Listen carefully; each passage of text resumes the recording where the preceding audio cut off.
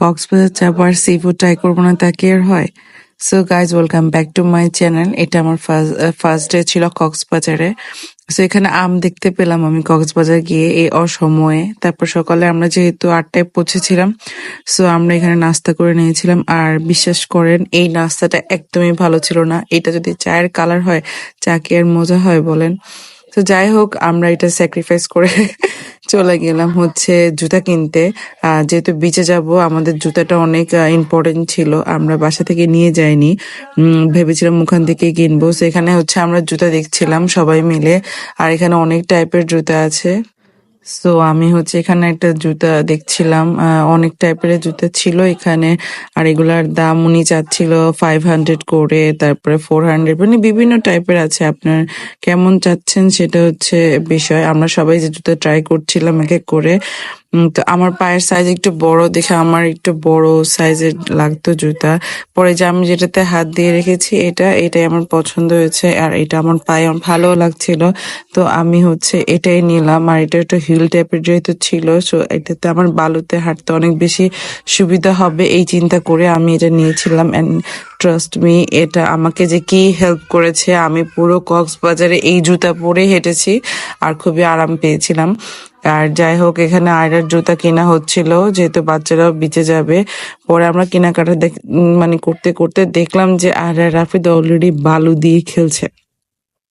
তারা এটা এইটুকুতে এসেই তারা এত মজা পাচ্ছে।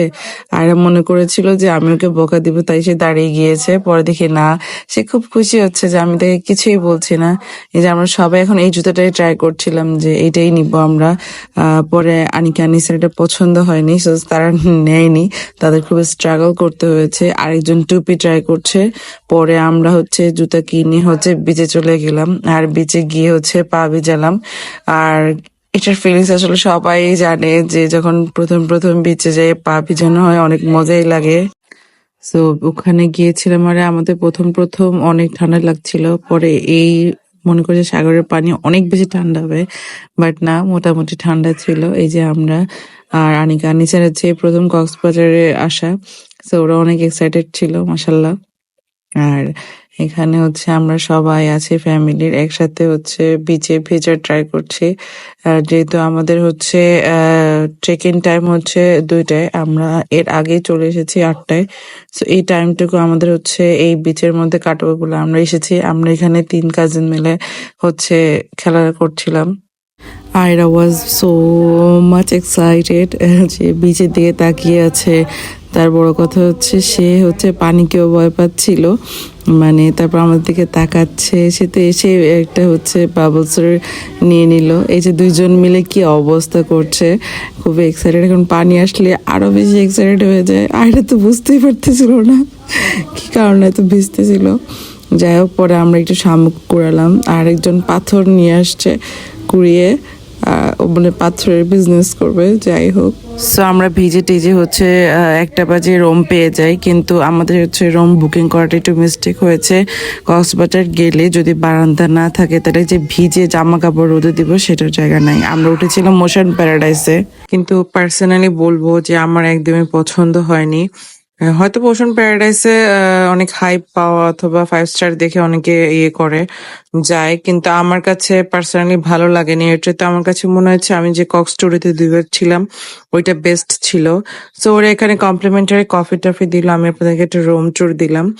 যাই হোক, আমরা অনেক টায়ার্ড হয়ে গিয়েছিলাম, 3টা বেজে গিয়েছিল সবাই রেডি হতে হতে। তো আমরা হচ্ছে ডিসাইড করলাম যে আমরা সানসেট দেখবো।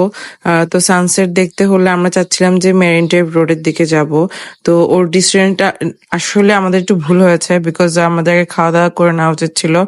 মানে আমাদের দুইটার জন্য খুবই তাড়া, একে তো খিদা লেগেছিল আর একে তো সানসেট দেখার ছিল।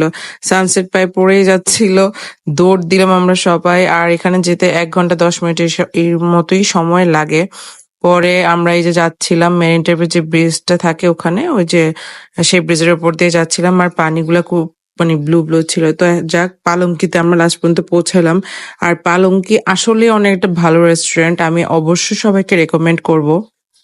এটার এমন কোনো খাবার নেই যে আমাদের কাছে ভালো লাগেনি। আমাদের সবার কাছে অনেক বেশি ভালো লেগেছে তাদের ভর্তা আইটেমগুলো। আমরা তাদের হচ্ছে রূপচাঁদা, তারপরে ওদের ডালটা এত মজা। এই পাহাড়ি মুরগিটাও অনেক মজার ছিল। তারপরে আমি একটা ক্র্যাব অর্ডার করেছিলাম। আর আমি আসলে ফুড রিভিউয়ারদের ওইরকম বিলিভ করতাম না। মনে করতাম যে তারা পেইড করে রিভিউ দেয়। কিন্তু আসলে যে ব্লগাররা বলে যে এখানকার খাবার অনেক মজা, আমি অনেকেরটাই দেখেছিলাম। পেটুক কাপলরাও এখানে গিয়ে খাওয়া দাওয়া করে। তো আমি আসলে বলবো যে এটাতে যাওয়া উচিত। কারণ আমরা কক্সবাজারে অনেক জায়গায় ট্রাই করেছি, আমাদের কাছে এটা বেস্ট লেগেছে পালঙ্কি রেস্টুরেন্টটা, যেটা মেরিন ড্রাইভের দিকে। আর এটার সামনে অনেক সুন্দর একটা বিচও আছে, যেখানে আপনি হচ্ছে খাওয়া দাওয়ার পরে মানে ওখানে গিয়ে একটু হাঁটতে পারবেন, দেখতে পারবেন সবকিছু। আর এটা ওখানে মেরিন ড্রাইভের যে ব্রিজটা, এটার খুবই মানে কাছে এই পালঙ্কি রেস্টুরেন্টটা। আর আমাদের ইন টোটাল সবার বিল এসেছে হচ্ছে 5,000 এর মতো। এখানে আমরা ছিলাম হচ্ছে 8 জন। সো 8 জনের জন্য 5,000 ঠিক আছে আমার মতে। যাই হোক, আমরা এখানে হচ্ছে খাওয়া দাওয়া করে খুবই তৃপ্তি ভরে খেয়েছিলাম। আর সবাই এত বেশি ক্ষুধার্ত ছিলাম যে মানে খাওয়া দিয়েছি আর সবাই গপ গপ গপ গপ করে খেয়ে ফেলেছিলাম। আর আমি তো হচ্ছে সবকিছু একবারে নিয়ে তারপর খাবো। তাই হচ্ছে আমি এগুলো সব সুন্দর করে সাজিয়ে নিচ্ছিলাম যাতে আমি একবার এগুলো খেতে পারি। সো আমার কাছে ওদের এই যে সবুজ কালার যে ভর্তাটা ছিল, আমি জানি না এটা কিসের, মেবি সরিষার, কিন্তু আমার কাছে এত ভালো লাগছিল। আর আলুর ভর্তাটাও মজা ছিল, তাদের টমেটো ভর্তাটাও অনেক মজা ছিল। মানে আমার এখন এটা দেখে মন চাচ্ছে আমি এখানে যে আবার খাওয়া দাওয়া করে আসি।